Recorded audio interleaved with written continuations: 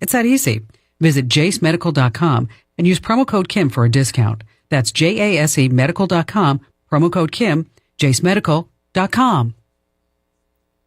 For what it's worth, I'm Sherry Preston. It is one of the insidious uses of AI, a recent case in Spain where dozens of young girls, none older than 14, were sent pictures of themselves without any clothes. And it was done with an app. These apps virtually strip individuals, and that enables folks to distribute images of them in attempts maybe to sexually shame them, to humiliate them, or just because they think it's funny. Sophie Maddox is an expert on cyber-sexual violence. Police say the suspects are teenage boys. Carrie Goldberg is a lawyer who has represented victims of digital sexual abuse. It really has the same devastating consequences as if it was an actual photograph that depicted you. The harm isn't any different. And Maddox says, like with so much involving kids and the internet, the most important step for a teen to take, talk with someone. It's really important to seek the support of a trusted adult whenever you see or experience something online that makes you feel uncomfortable. For what it's worth, Sherry Preston, ABC News. Have you Googled yourself lately? Are there negative posts from an ex-employee or from a former client? Maybe an outdated news article or sensitive personal information about your family? Search engines don't always get it right. But right or wrong, it's your reputation on the line. That's where Reputation Defender by Norton comes in. One of the most trusted names in online reputation repair, Reputation Defender has been fixing people's search results for over 15 years. Their cutting-edge approaches help you to wipe away unwanted information in your search results. They also promote the good stuff so that it rises to the top, helping you put your best foot forward. Your good name is too valuable to leave to the whims of a Google algorithm. Take control with Reputation Defender. You can start by getting your free reputation report card at reputationdefender.com or call 800-401-6681 to speak to an expert.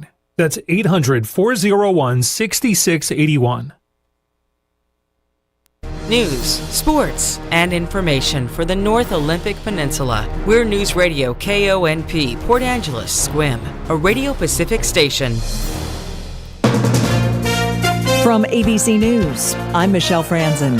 A debate ongoing in the House on a motion to vacate the fight between the Republicans on whether to oust Speaker Kevin McCarthy. Congressman Matt Gaetz leading a handful of Republicans calling for McCarthy's removal. That after McCarthy worked with Democrats to avert a government shutdown. It was a debate not seen in the House chamber since March of 1910. Speaking for Speaker McCarthy, Oklahoma Republican Tom Cole. Think long and hard before you plunge us into chaos, because that's where we're headed if we vacate the speakership. The leading insurgent, Florida's Matt Gaetz, responded. Chaos is Speaker McCarthy.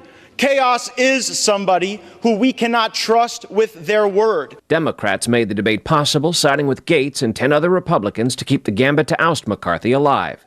Stephen Portnoy, ABC News, Washington. The measure to extend government funding until mid-November was stripped of border security provisions that Republicans wanted and additional funding for Ukraine, something that Democrats pushed for. Money for weapons and ammunition running low for Ukraine. White House National Security Council spokesman John Kirby estimates Ukraine will need more funding in the coming months. There's a small number of very vocal, a small minority of vocal members who are pushing back on that, but they don't represent their party. They don't represent their leadership. President Biden held calls today with key European and NATO allies to shore up support for Ukraine as it carries out its counteroffensive against Russian attacks. At the White House today, Vice President Kamala Harris leading a swearing-in ceremony for LaFonza Butler, the woman chosen by California Governor Gavin Newsom to fill the seat of the late Senator Dianne Feinstein. Butler is the former president of the PAC Emily's List. Tomorrow, the body of Dianne Feinstein will lie in state at San Francisco City Hall, where she served as supervisor and mayor before being elected to the Senate. She died last week at the age of 90. You're listening to ABC News. Let's see, if something costs less, but people are happier with it, that sounds like something to look into, and that is MediShare. Maybe you've heard switching to MediShare to pay for healthcare can save many families up to $500 a month, and that is huge. But it's also true that people are way more satisfied after making the switch, too. The member satisfaction rate for MediShare is double that of the typical health insurance plan.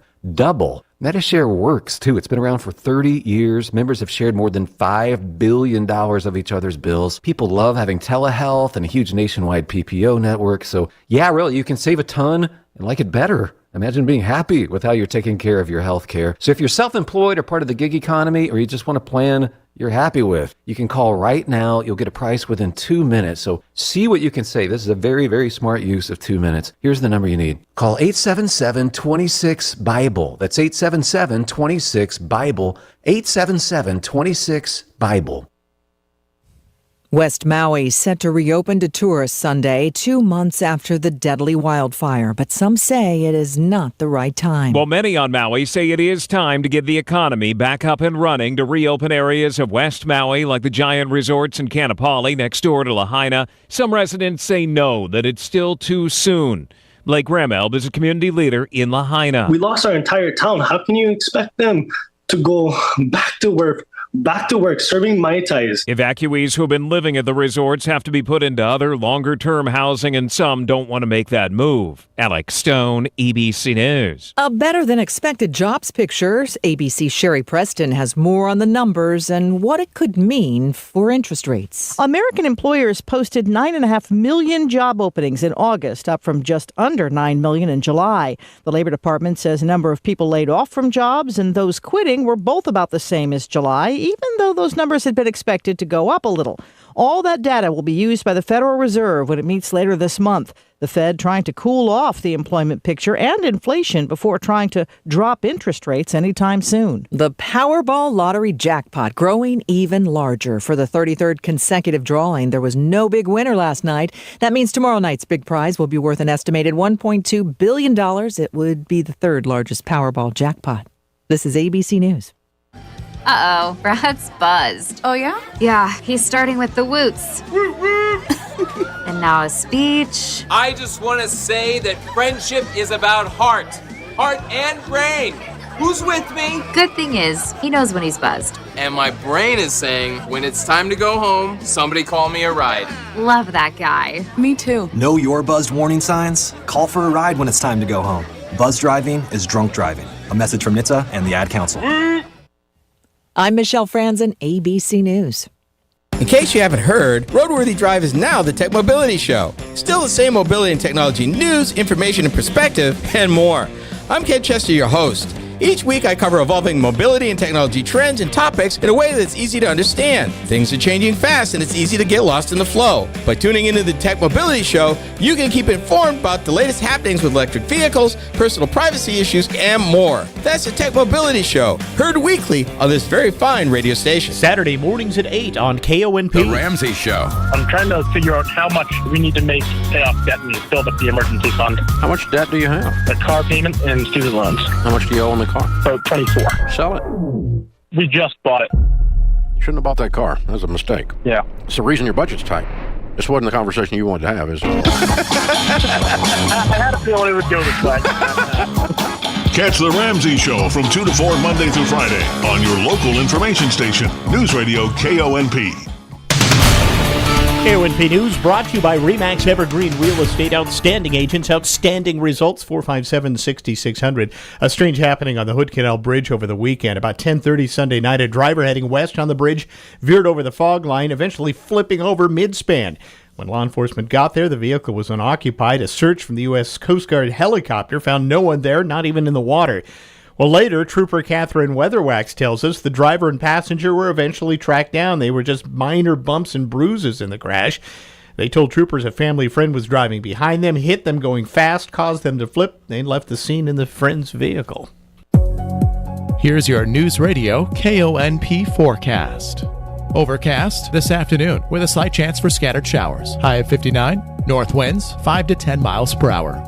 Slight chance for scattered showers again tonight. Lows dip down to about 52. Overcast skies. Tomorrow, high temperatures reach up to 61. Low 60s Thursday, upper 60s Friday. I'm weatherology meteorologist Paul Trombley. Currently, it's 58 degrees.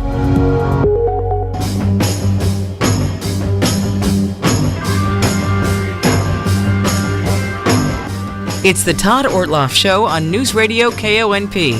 Now, here's Todd. All right, welcome to the program. In the first half of the show today, it's the 22nd annual Dungeness Crab and Seafood Festival coming up starting on Friday through the weekend. Scott Nagel is my guest here in this first segment. Scott is the executive director all these many years of the festival. And, well, here we go again. We were joking it's got to be the first part of October because here we are talking about the Crab Festival. Yes, every year we do that, whether we like it or not. So here we are. Very good. Okay, now we have a lot to cover in What's Up, and stay tuned. A little bit later, I may have a couple of giveaways for folks, but I'm not going to tell you about them until we get to that point. You have to listen to us for a while. Let's talk about this, what starts on Friday. This is, first of all, I have a hard time saying 22nd annual because it seems like this should be about maybe the 8th or 9th. Yes. It's been a long time. I've lost track of all the festivals. I do somewhere at home have a poster and a cap and a shirt from every one of them. Boxes full of stuff. So, but every year we come up with new stuff. There's new things. So we have a whole bunch new. We have the basics, of course, Friday through Sunday, big crab dinners, and we'll talk about that. Saturday is the big tourist day, so we encourage people to come on Friday and Sunday.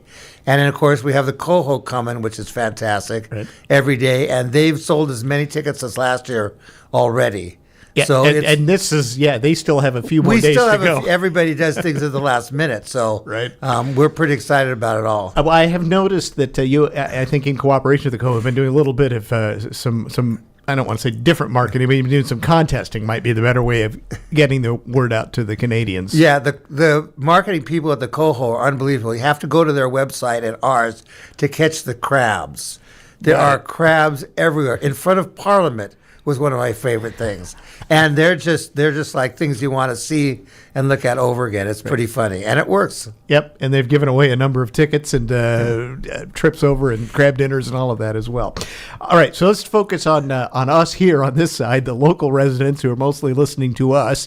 I want to talk about crab dinners because you have a bit of a, I guess we called it the crab flash that we were talking about. Folks need to know that pre-buy, get yourself guaranteed a crab dinner because, and this is a big deal. We say it every year, but I understand that getting the crab has been a little bit trying this year. Yes, it's been difficult the last 2 years. We have all the crabs secured and more, but because it's so expensive, still all of the seafood is very expensive. We can't really have a lot of extra dinners hanging around. So to guarantee it, we have dinners to buy if you want to just show up, but we will run out by Sunday. So to guarantee it, just buy your dinner in advance. We also have curbside pickup. But for the very locals, people are in town, we're having for the first time in many years a crab flash. I guess flash didn't exist before. And that is that we've got full dinners guaranteed for $30, $10 off the usual $40, but only if you go pick them up at Port Book and News or the Chamber of Commerce.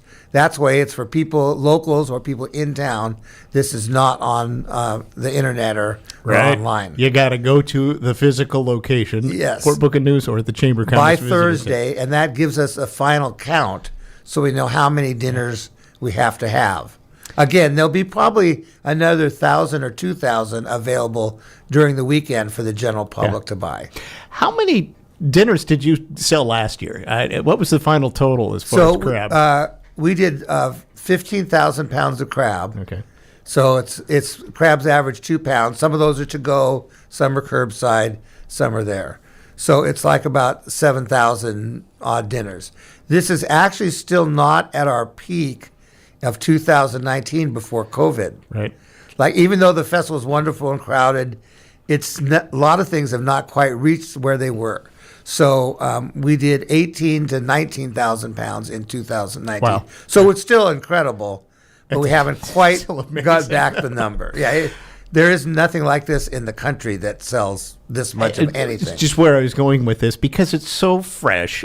Even locals who are used to getting crab, they know this is the best way to do it because you don't get this like anywhere else. And no offense to any restaurants or anything like that. This is just, you don't get it this fresh normally. And actually, it's even fresher this year because normally it's live and fresh, but it's iced up and brought here, and then we cook it.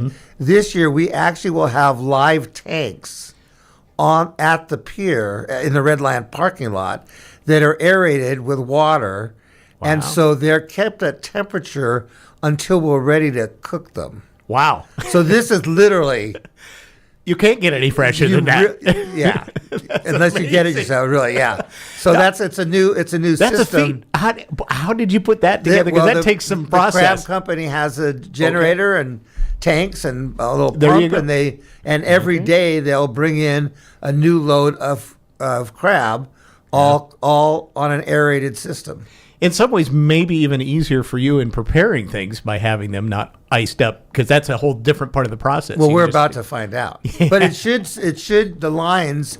I know there was a big line problem last year for a variety of things, and I think we've pretty much fixed that problem with staffing, how we organize it, because we got blitzed sort of all at the same time. So I don't think there's a 15-20 minute line maybe during peak hours. But I think we've covered that problem for this year.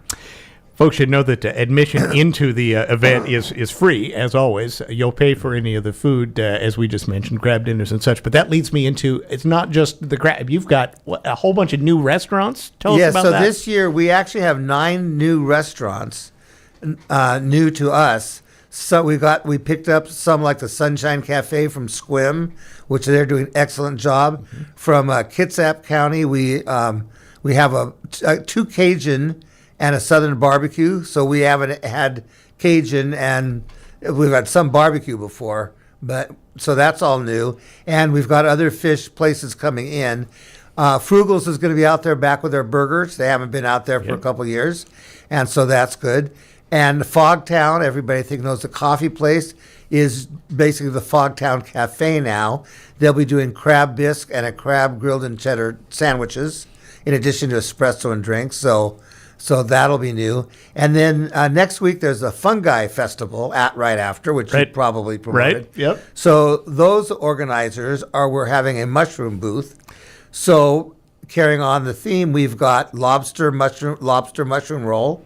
Oh, nice. Yeah, with lobster mushrooms. All of this picked locally and here. And then we'll have a regular grilled crab cakes with mushrooms instead of crab. So that's going to be a whole vegetarian mushroom-flavored booth to help kick off that festival for the following week. All right. And a great opportunity for folks who are vegan, vegetarian, whatnot. We have more. Yeah, we have goat. We have the... I forgot the goat people. Yeah. Who have been around, now they're going to be mad at me because I forgot their full name. But anyway, we have a lot of great stuff. In addition to all the regulars, Coco Pelli and everybody else. So, and it's all under this tent. Now let's talk about the tent. I understand is going up this afternoon or today. In the parking lot there. Similar layout as to what it was last year, I understand? It's all exactly the same in the tent. But one thing that's a little expanded is now we have 3 food places. The pier food has really expanded. And the other thing we're doing to help with the lines is lots of people get crab to go, but now it's called crab a la carte. So we're setting up at the pier, and we're setting up with tables and chairs and all the stuff to get your crab to eat there. Okay. Just not the sides, because that's a huge another operation. So there the dinners, a crab is $35, either to go or to eat there.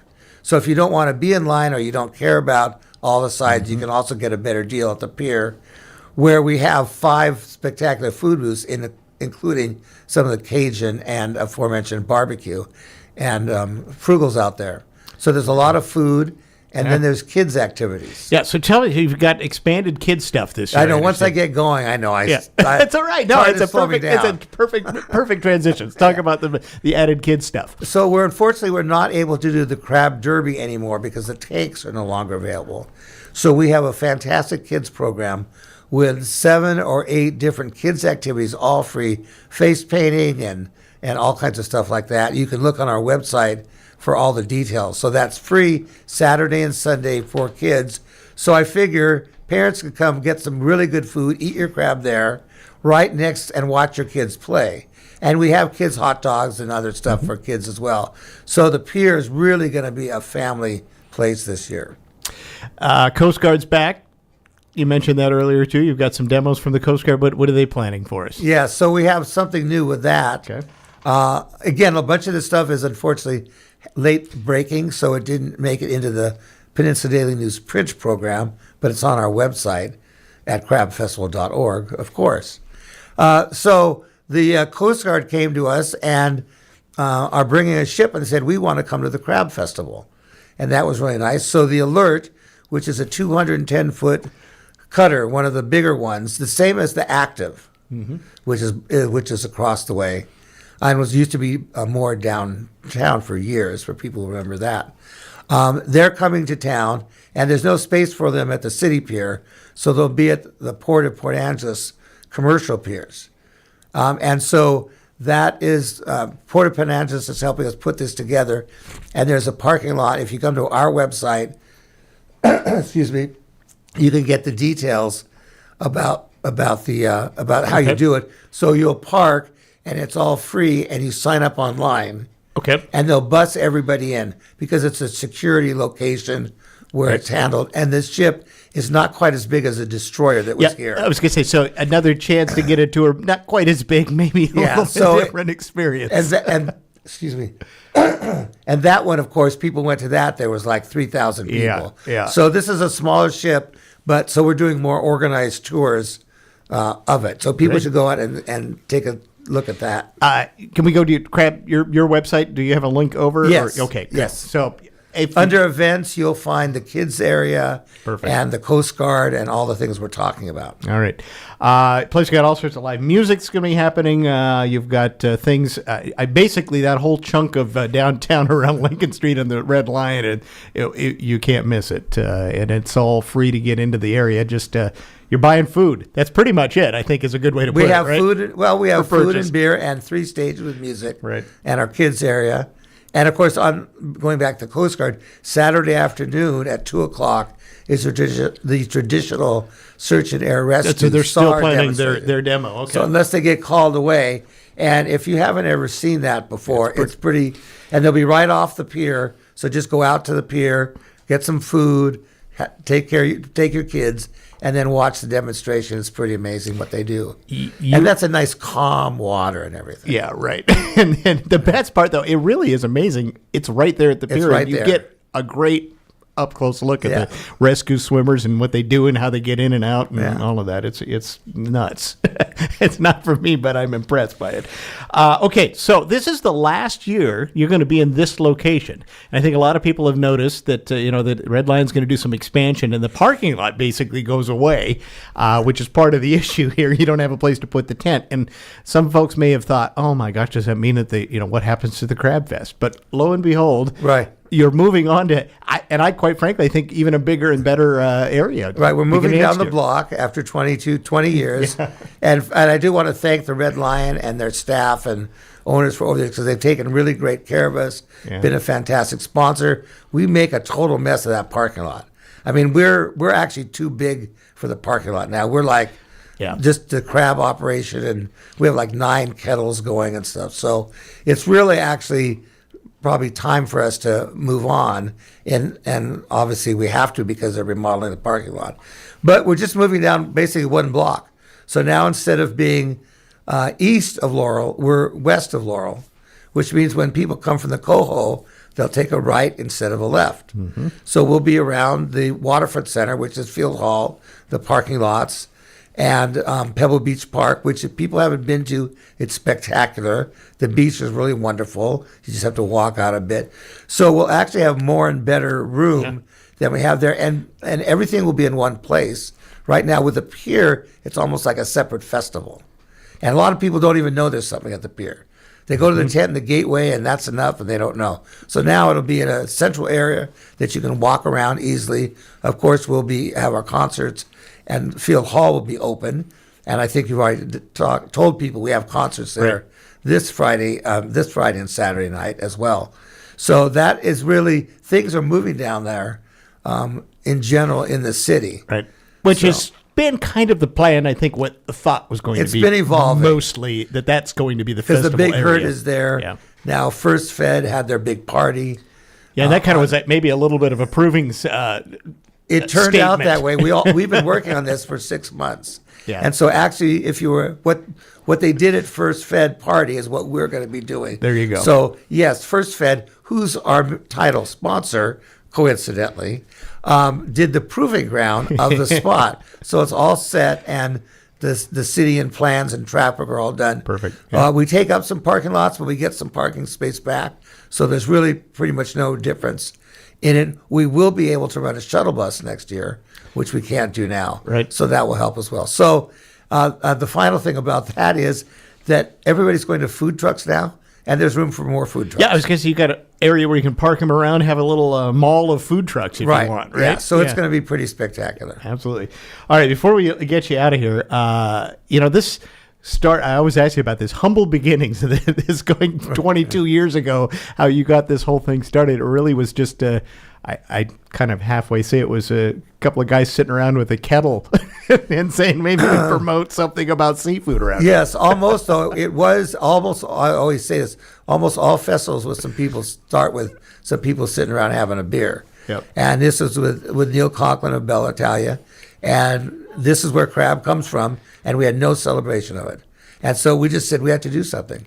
And we started on the wharf there and had a little thing, and went one year to John Wayne Marina, where we got blown out in a gale force hurricane that people remember as legendary, and came back to Port Angeles, and we've been there ever since and just grown over the years. And we've always had a little weather story. I said I wasn't going to bring this up, but I will. Because this is going to be 2 years in a row, I think, where you might just have great weather, just about perfect for the whole festival. Yeah, most people don't know, because we usually clean up the mess by the next day, that for a few years we've gotten a little gale that would drop down from Vancouver Island, unexpected, for like 15 minutes. And the last time it happened a few years ago now, it blew down all approximately 50 tents on the pier, blew down. Yeah. It was almost completely wiped out in 15 minutes. But we had it cleaned up the next morning. Yep. So, and those vendors all came back. Which is because they amazing. love the festival. Yeah, right. And we all know it's fall. So and these things happen around here. It's part of the deal. Well, I'm looking forward to it. It's going to be great, and it expands every year. It's kind of hard to imagine it getting bigger and bigger, but you do it every year. You always have something new and expanding, and so I guess congratulations on that again. Oh, thanks. You've pulled off another one. There's obviously hundreds of local people and groups who make it all happen. Right. So that's why we took the opportunity to offer a big discount for folks this year. Yeah. And how many volunteers do you guys pull this off with, by the way? Because it takes a lot of people to There's probably about 150. I should mention volunteers. Everybody is short of volunteers now. Yeah. So you can just show up at the tent. We need help cleaning tables and talking to people and information booths. There's no hard physical labor done. We could use some people for the garbage crew. That always helps. Yeah. But yeah, we're like most groups, we're always short of. COVID wiped out a lot of volunteers. People, unfortunately. But we're all good back now, and we have lots of hand sanitizer and masks for those who feel appropriate. Very good. All right, before we get you out of here, you have provided a couple of things to give away here, right? So we've got 2 pairs of crab dinners. Yes. So this basically will get you what we were just talking about. This is the full dinner, right? Full dinner. Okay. And good any day. Okay, that was my next question. Friday, Saturday, or Sunday. Right. So if you have not won anything from us here at KONP in the last 60 days, because we want to spread these around, the next 2 callers, I'll set you up with a pair each, and you can have a crab dinner and come enjoy the rest of the festivities. And I do encourage people to get online to crabfestival.org and take a look at the whole schedule, all the music, all of the other things that are happening, because you can spend the whole weekend down there. Well, you'll probably want to eat a lot, but even if you weren't eating. A lot of eating happens. Scott, it's always great to talk to you. We'll see you this weekend, okay? Thanks a lot. All right, Scott Nagel, he's the executive director for the Dungeness Crab and Seafood Festival, and we're going to take a break, and we'll be back with more on our program right after this. This is the Todd Ortloff Show on News Radio KONP. Do you know when your septic system was last inspected? Clallam County Environmental Health keeps those records and can tell you. Pumping your septic and complete septic inspections by licensed professionals are two very different things. State law requires inspections every 1 to 3 years, depending on the system you have. Get more information about your septic system and inspection requirements by calling Clallam County Environmental Health 360-417-2258 or by logging on to clallam.net/septic. When I was a kid, I always looked forward to harvest time every year for fresh apples and delicious cider. This is Dale from Wilder Auto, and I would like to invite you to come harvest a great selection of end-of-year super specials. The time is right for great savings, and with over 100 lenders, hefty rebates and lease incentives, and some of the best brands on the planet, why would you go anywhere else? For best selection, stop by today or 24/7 at wilderauto.com.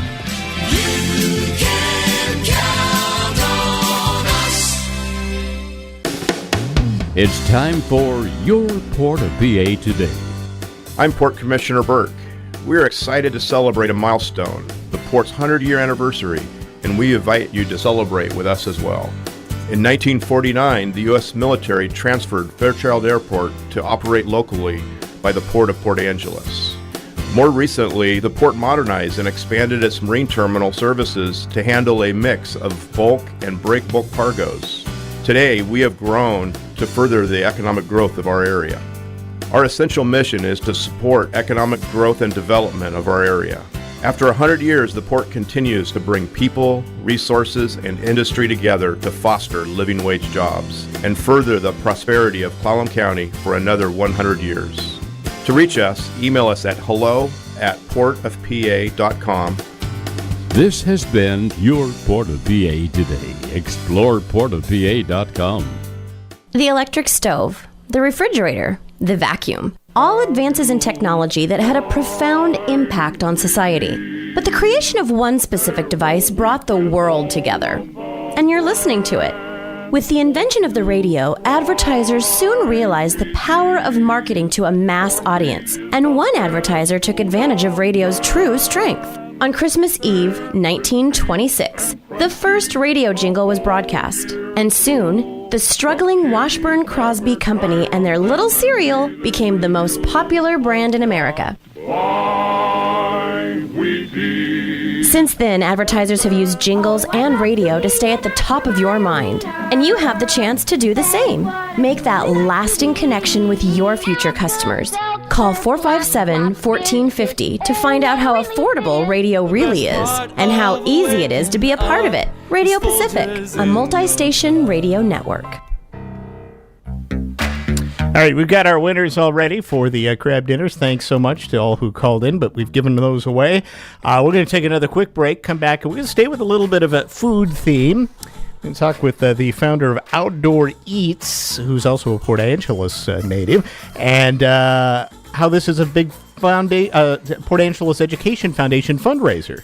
So we'll talk with Chef Corso coming up right after we check the news at the bottom of the hour. Red Carpet Car Wash in Carlsberg salutes our military veterans, active duty, and first responders each and every day. This isn't a special or a one-time deal. 365 days a year, Red Carpet offers 10% off all services to this special group. Please let them know who you are so they can honor you. And for Purple Heart recipients, you'll receive a free wash anytime, every day. Please accept our appreciation for your service and sacrifice. Red Carpet Car Wash, open Monday through Sunday, 8 till 5. At Olympic Peninsula Title, we wear a lot of different hats. We're investigators, analysts, and the protectors of property rights. We seek a high standard of accuracy. Our commitment to exceptional service strengthens our mission. We reduce risk. We stay on top of the current issues affecting property rights. We sweat the small stuff to give our customers the peace of mind they deserve. When it's time to choose a title company to close your transaction, opt for Olympic Peninsula Title, locally owned and family run since 1981. Your community-minded friends at First Fed bring you the Community Corner, highlighting good things happening right here in our area. The Port Angeles Community Players presents To the Moon, running October 6th through October 15th. To the Moon is being presented during Domestic Violence Awareness Month in collaboration with Healthy Families. The play reflects real survivor stories and experiences in hopes to dispel old myths and raise awareness of domestic violence. This is a play everyone should see, says co-directors Mindy Gelder and Ken Winters, because domestic violence affects everyone. Catch To the Moon at the Port Angeles Community Players October 6th through the 15th. Special discount Tuesday night performances, just $8 at the door. Tickets available at pacommunityplayers.org or at the box office on the day of performance.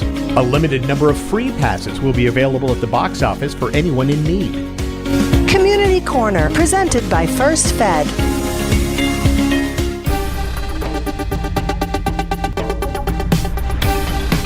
The Washington State News Network, I'm Rob Francis. A pilot was killed in a plane crash this past weekend near Twisp. The Okanagan County Sheriff's Office says the plane crashed into a hilltop Sunday morning. Search and rescue team reached the location, found the pilot dead. The investigation into the cause is ongoing.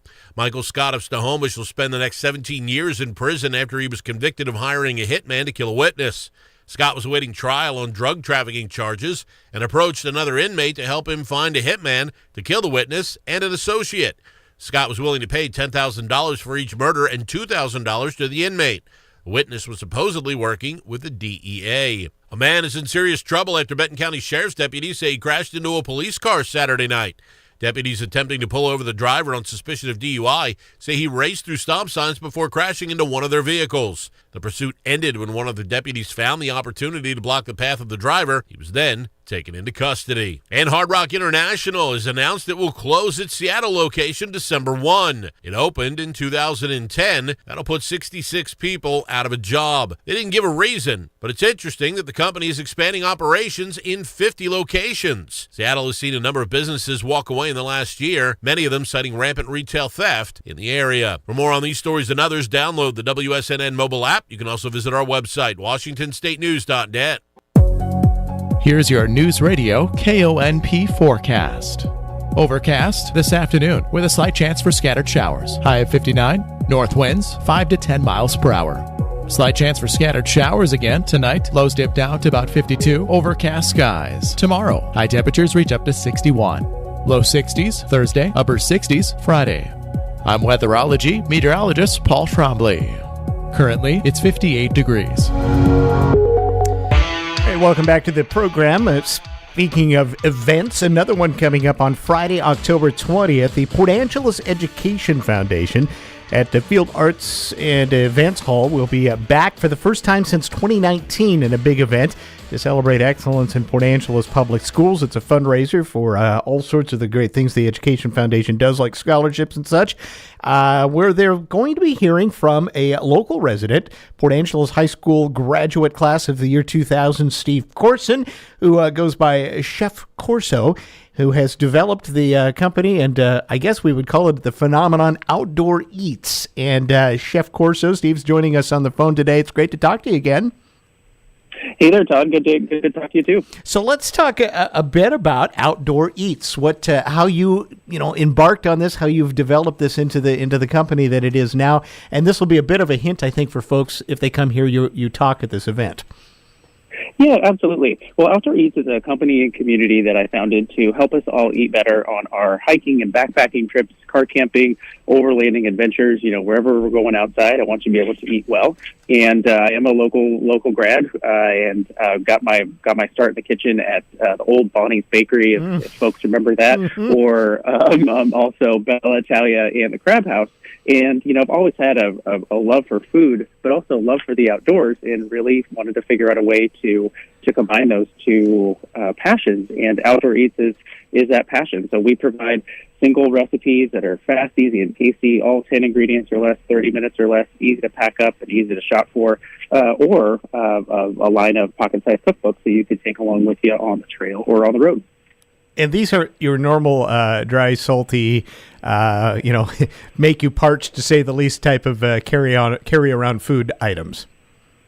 No, it is ingredients that are available at most grocery stores. Yeah. So, having some elevated ramen or some pad thai on the trail is super tasty.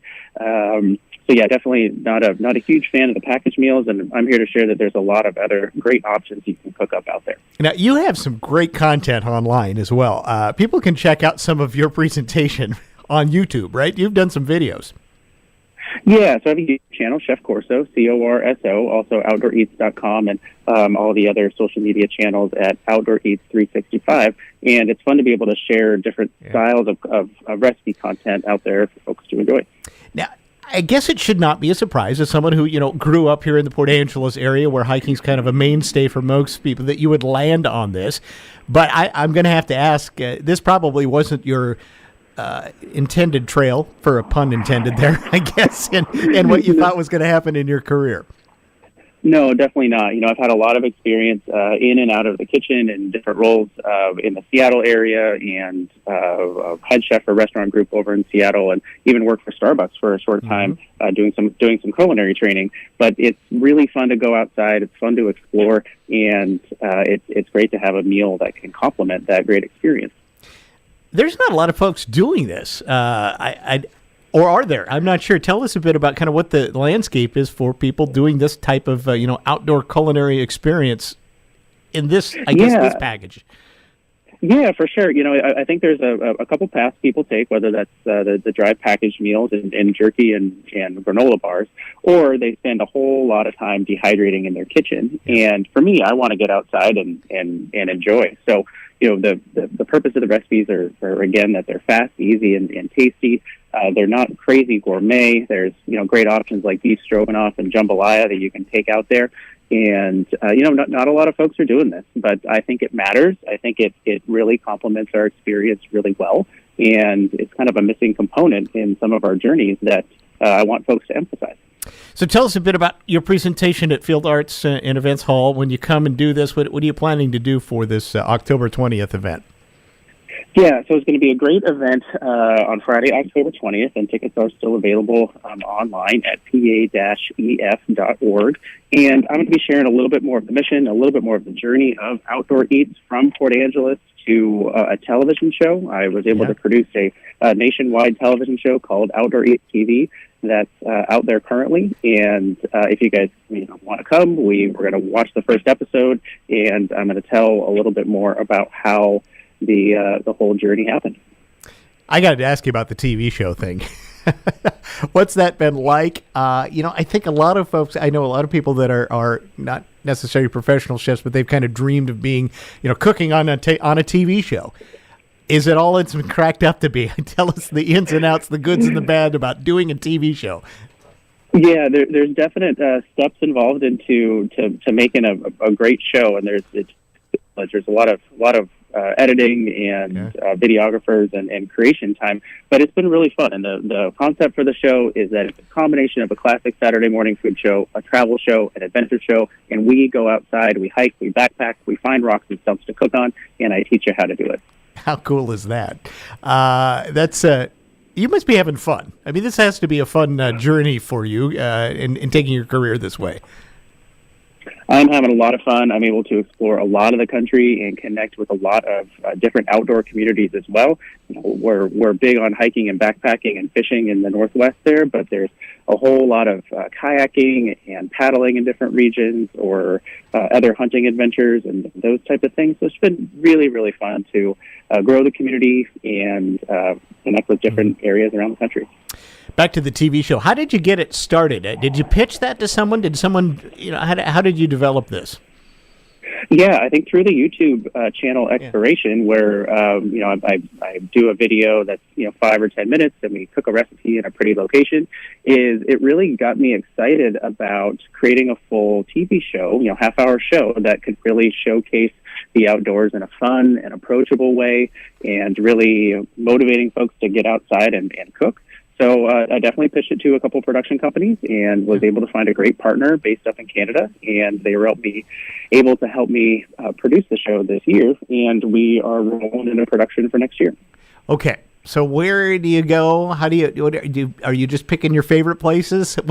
Tell us how you're planning your travel on this. Oh, Oh man, I've got a lot of great ideas and great locations to shoot. Yeah. You know, I would love to do one in Port Angeles and really showcase all the diversity of the Olympic National Park.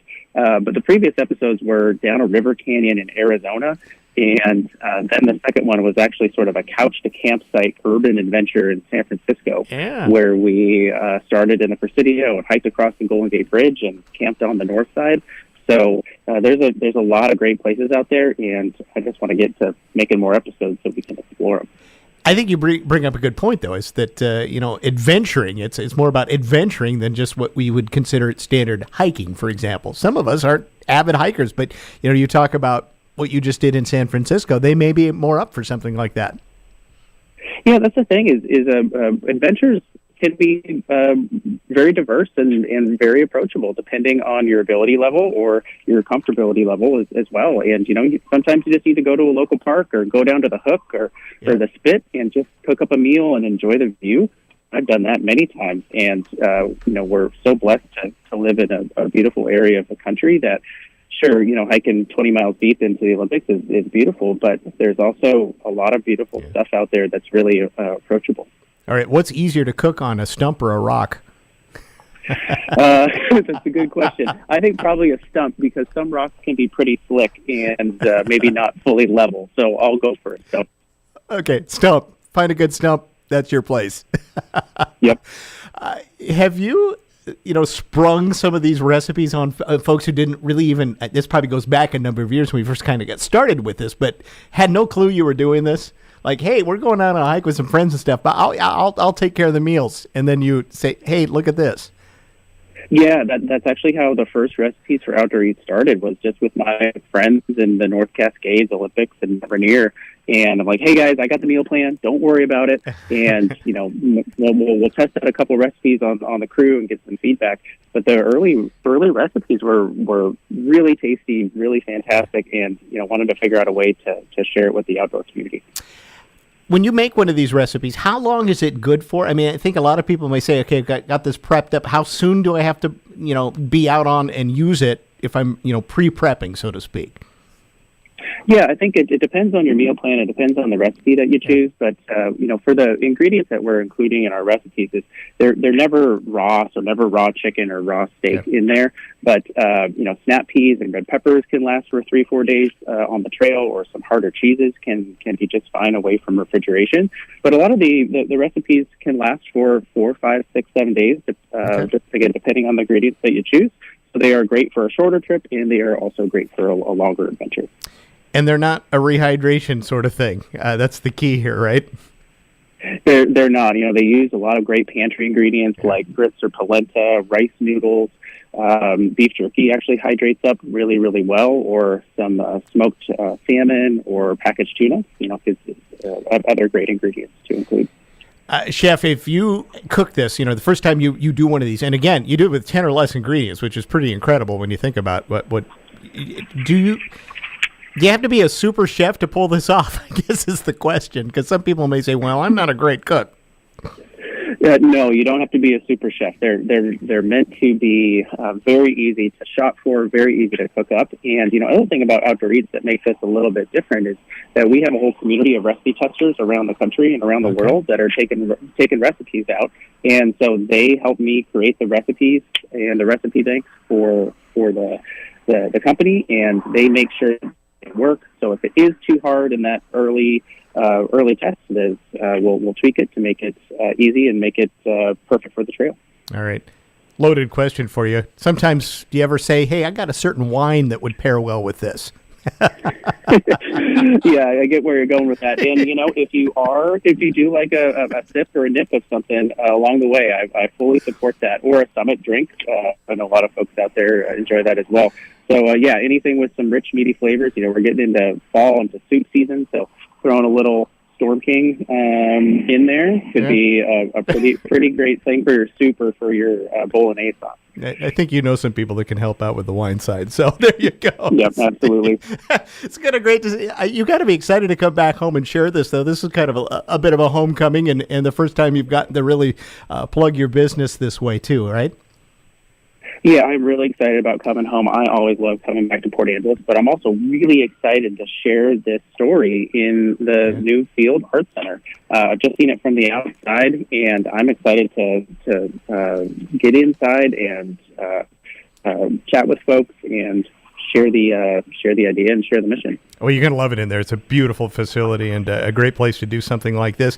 That's Stephen Corson. He's Chef Corso, PA High School graduate, class of 2000. Stephen, it's great to talk to you again, and hopefully we'll see you here on the 20th, all right? Awesome. Thanks, Todd. Thanks for having me on. You got it. The Port Angeles Education Foundation is sponsoring his talk. And again, tickets are still available. Best way to do that is to get in touch online. Make a reservation at pa-ef.org. pa-ef.org. And you can pick up tickets that way. And it should be a great presentation Friday, October 20th, 5:30 to 9, by the way. The entire event runs at the Newfield Arts and Events Hall. We're going to take a break. We'll be back with more in just a moment. Red Carpet Car Wash in Carlsberg salutes our military veterans, active duty, and first responders each and every day. This isn't a special or a one-time deal. 365 days a year, Red Carpet offers 10% off all services to this special group. Please let them know who you are so they can honor you. And for Purple Heart recipients, you'll receive a free wash anytime, every day. Please accept our appreciation for your service and sacrifice. Red Carpet Car Wash, open Monday through Sunday, 8 till 5. If you're an avid DIYer or builder, it's a necessity to have the right tool for the job. Makita and Milwaukee Power Tools have more than 200 right tools for the job, all running on their own battery platforms. That means a battery from your Makita or Milwaukee drill will also fit the battery to your same brand circular saw, leaf blower, grinder, or any of the other 196 tools they make. At Angelus Millwork and Hartnagel's, we stock the largest selection of Makita and Milwaukee power tools in the area, and we'll back it up by matching any non-promotional advertised price. These are not the power tools of 10 or even 5 years ago. The technology has grown to allow for greater power, longer battery life, and greater versatility. If you haven't handled a power tool in a while, we invite you to come on in and try one out for yourself. Make your next project that much easier with a Makita or Milwaukee power tool from Angelus Millwork and Hartnagel's. Angelus Millwork and Hartnagel Building Supply. Building homes, building community since 1906. Rely on us for complete news coverage. We're Newsradio KONP, Port Angeles Squim, a Radio Pacific station. Your Olympic Medical Center is a top 100 rural and community hospital in the U.S. for the 8th year in a row. Our team members' dedication to quality, safety, and care for every patient who walks through our doors is what makes OMC rurally awesome. Congratulations to the OMC team for once again being a top 100 hospital. You should be proud. Learn more at olympicmedical.org/top100. Hi, this is Drew from Anime Cat in downtown Port Angeles. Here at Anime Cat, you can buy card games, board games, miniature games, family games, and video games. We're also the largest source for anime and manga on the peninsula. Want to try a new game out? Try our rental library. Spend an afternoon with us and play in one of our events. Own too much stuff? Anime Cat buys used games, anime, and manga. We're open 7 days a week, a half block west of the downtown fountain. Find us and our calendar of events at animecat.com. That's ANIMEKAT.com.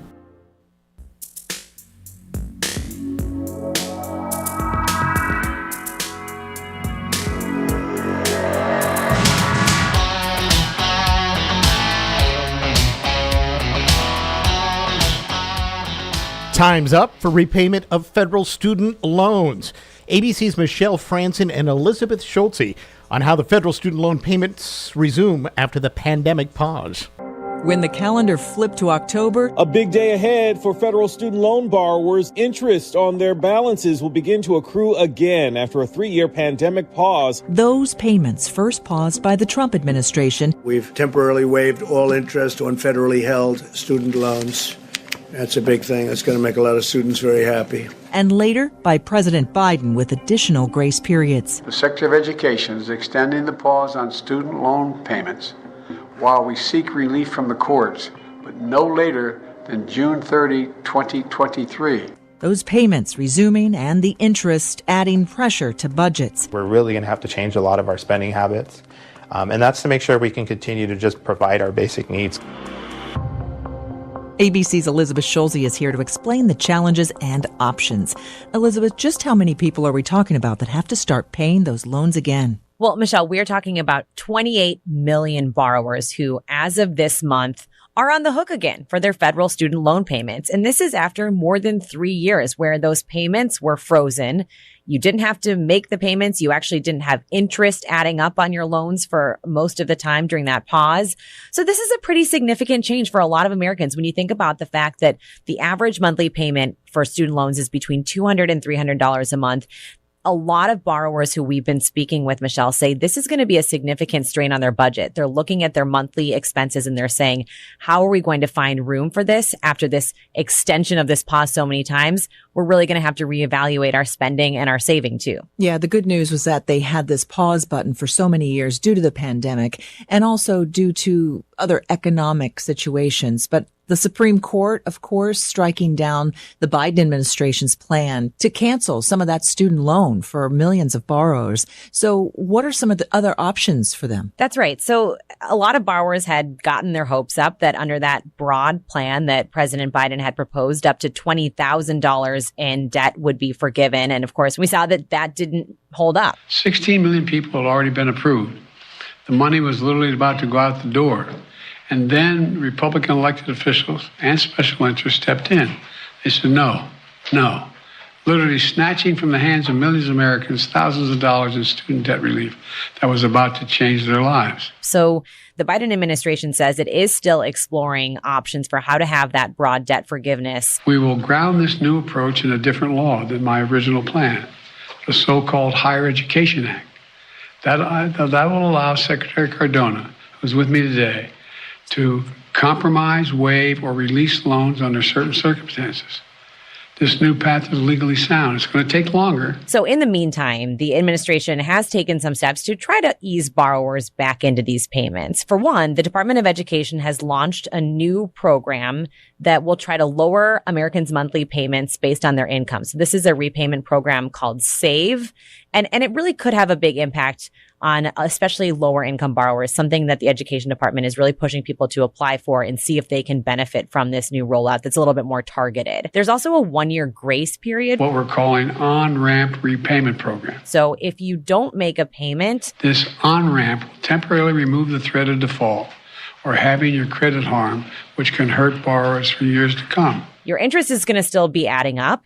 But at the end of the day here, there's only so much that the administration can do. The fact is that as of October 1st, the bills were due. And so for a lot of borrowers, they're coming to the reality that they do have to start repaying those loans and that the interest is adding up pretty fast too. I was going to ask you about the interest rates because we know that we're dealing with high inflation yet and many people's budgets are already in trouble due to that. So another $200 to $300 to have to pay for their student loans again, that takes another big chunk and adds a lot of pressure. How are people coping with this? It's so true. And just from the macro economy perspective, I spoke with Mark Zandi, who was saying the typical American household is now spending $750 more a month to buy the same goods and services they were just because of the higher inflation. Now you throw in $300 more. That's a lot of money. That's $1,000 a month more for the same stuff you were getting 3 years ago for a lot of families. And that is a really big difference. I talked to Sarah Wood. She lives in Denver with her twin daughters and her husband. And she was telling me her story about how she wanted to be a teacher. She went to go on to graduate school to get a master's degree in teaching. I initially started out with $118,000 in debt. Even though she's making payments every month, the interest is so high. It's what investors hope for, right? An 8% return. You watch your money grow like that. But when you watch your debt grow like that, it's disheartening. She's not even seeing the balance go down. I believe my first payment was, around $200, and now it's gone up to $440. It's horrible to make payments towards something where you see the balance not going down. And she can't set aside savings for her own kids. There's so many levels of frustration. This is, interest to my government. It's interest to my country. So what do you say to the opposite argument in this, the other school of thought when it comes to taking on student loans to go to college, where they're like, you need to be responsible for those loans that you take out? Right. And it's an argument we've heard from so many of the critics.